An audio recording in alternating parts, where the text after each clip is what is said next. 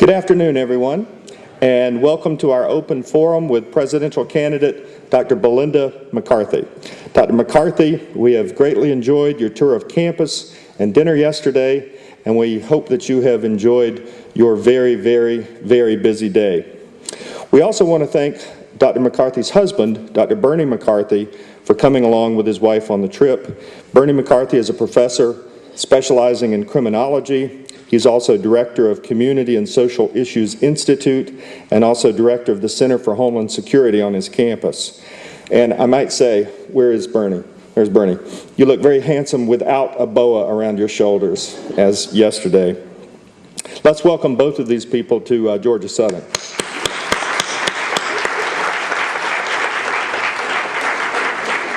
The format that we're going to use today is exactly the same format as we're using with all the candidates. After this brief welcome, a committee member, in this case Dr. Jean Bartels, is going to introduce the candidate. The candidate will make brief formal remarks, and then we'll have lots of time for questions. The questions were generated from multiple sources, from search committee members, from the listening forums that we held before or in the beginning stages of the process, and from the floor during all the previous forums that we've held. All the questions that have been asked from the floor have been added to or merged with the original set to ensure consistency. Again, we want to thank everybody for coming today and for your participation in this very important process. As part of our sustainability initiative, evaluations are only available online, and make sure that everybody evaluates all of the candidates. You'll find them on the presidential search website that you can access through the Georgia Southern homepage. Now, Jean is going to introduce our candidate. It is truly my pleasure to introduce Dr. Belinda Rogers McCarthy. She's a Provost and Vice President of Academic Affairs at Missouri State University and also Chancellor of the MSU Mountain Grove campus. Missouri State University is a comprehensive multi-campus educational system operating under a single board of governors with a statewide mission in public affairs.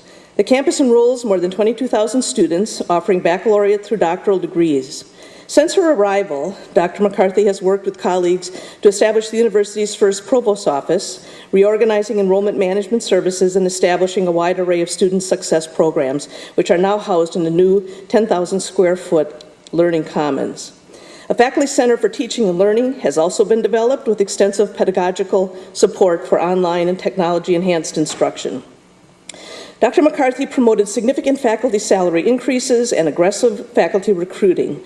Under her leadership, research support has been enhanced and external funding has increased significantly. Academic programs began a period of benchmarking and external review, and also developed dashboards and other management tools to enhance quality and efficiency. Working with internal and external constituencies, she has fostered the maturing of the university's public affairs mission with particular focus on diversity and international initiatives. Previously, Dr. McCarthy served as Dean of the College of Health and Public Affairs at the University of Central Florida. As a founding dean of that college, she established many new programs, including master's and doctoral programs in all disciplines, and managed significant enrollment growth. She worked to develop alumni organizations for all programs and established a college-wide marketing and communications plan. Both annual giving and major gifts to college programs were increased under her direction.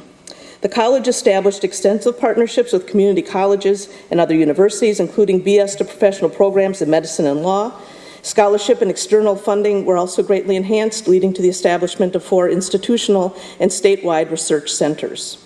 Dr. McCarthy began her administrative career at the University of Alabama in Birmingham, where she progressed through the ranks to full professor before serving as associate dean and later interim dean of the College of Social and Behavioral Sciences. She also established and directed the Women's Center of Studies program at UAB, receiving the Founders Award for her leadership of the program in 1989. Belinda was raised in Northwest Georgia, Rome to be exact, and received a BS in sociology from the University of Georgia. She attended the State University of New York at Albany and as a Herbert Lehman Fellow, receiving her PhD in 1978. She completed her graduate work in 5 years, 2 of them while serving as assistant professor of criminal justice at the University of New Haven. She also taught for 2 years at the University of North Carolina at Charlotte. Dr. McCarthy is the editor or author of 5 books and is the co-author or author of more than 36 scholarly books, articles, chapters, and monographs. She's co-author of several popular textbooks, including Justice, Crime, and Ethics, and Community-Based Corrections. Dr. McCarthy has been an active member of professional and community organizations and has served on numerous boards and advisory councils. She's participated in ACE, ASCU, and CIC leadership programs and serves on the advisory board of the Grants Resource Center. She has been recognized as Educator of the Year by the Southern Criminal Justice Association and was named Alumnus of the Year by the Rockefeller College of Public Affairs. She's been honored by the University of Central Florida for her efforts to promote diversity. The Orlando Business Journal also recognized her for her innovations in education. So please join me in giving Dr. Belinda McCarthy a good Georgia Southern welcome.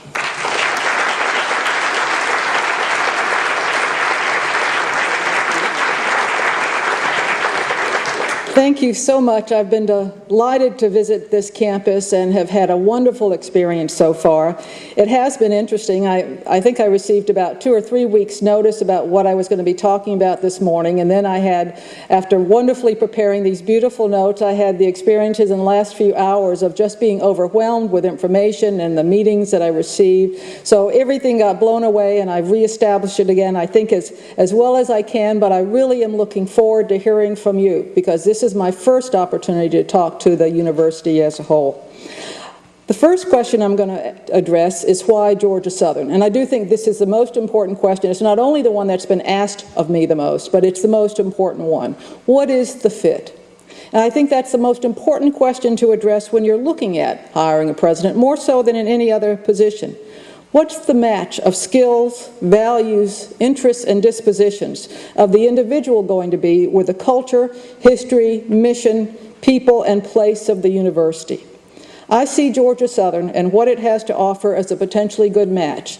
And what I'm going to try to do is put a bit in context of what you've heard as Jean read my bio.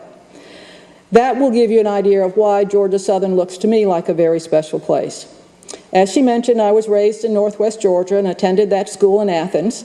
I experienced, as an undergraduate sociology major there, an opportunity to participate in the Governor's Honors Program, which at that time was the University of Georgia's program for summer school, summer after one's junior year, to work in a public agency and hopefully get excited about public service.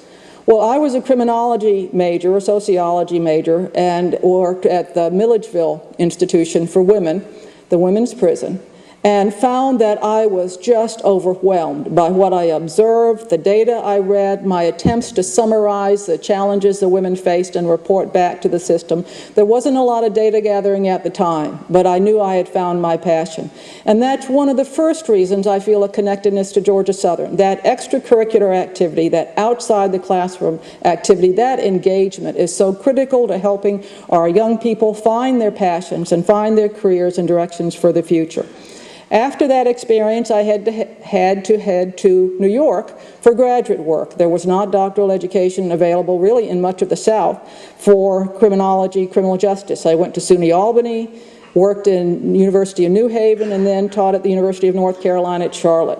Then I became a faculty member at UAB, was able to live 60 miles from my hometown in Northwest Georgia, living in Anniston, and lived there for a while, working my way through the ranks, having children, developing my family, and gradually working up the ladder in terms of faculty committees into the Dean's Advisory Council, which I subsequently chaired, and then was nominated for a position of Associate Dean in the College of Social and Behavioral Sciences. So I started off on the arts and science side of things. I started off working with faculty, working as a faculty representative from my college, from my department, and then providing a little more of a leadership opportunity. That was a wonderful institution. It was a wonderful introduction to administration. Very focused institution, working on becoming one of the top research institutions, top health science centers in the United States. It was not very connected to the community. In fact, I'll never forget one of the comments of one of my colleagues when I became associate dean and he was in the department. I was walking back to our offices and he said, "You know, I could live anywhere. My research is what matters. It doesn't matter where I am." And I felt, since I just entered administration, which to me meant caring for the institution, caring for its goals and mission, that was a real shame. because to not really care about where you are means you're not going to contribute much to what that place is doing and what the goals are and what the missions are.